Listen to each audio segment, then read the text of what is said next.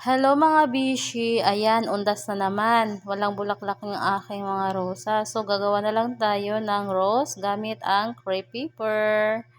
Ayan, yung isang ganyan, tupiin nyo ng tatlo para magkaroon tayo ng tatlong hati.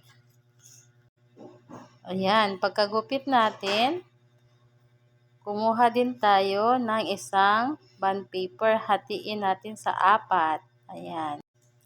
Ayan, guntingin na natin. So, gawa na tayo ng 4 na ganyan. Then, i-glue natin itong bond paper sa crepe paper. Ayan. Pampatigas siya guys ng crepe paper kasi nga di ba malamot yung crepe paper. At syempre, para mayroon ding puti sa kulay ng yellow para hindi pure yellow.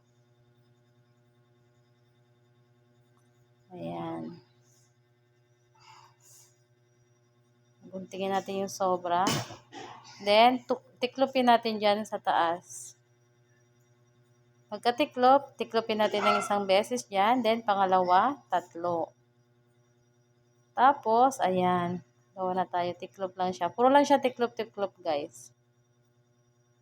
Para makabuo tayo ng rose na may halong puti. Ayan. Lagyan natin siya ng glue kapag medyo hindi pa dumikit yung bond paper sa crepe paper. Ayan. Pag dyan na, iikot lang natin yan siya dyan. Tapos, ayan, glue. So, ayan na. Nakagawa na tayo ng isang rose. Ayan. Meron na tayong 4 na nagawa.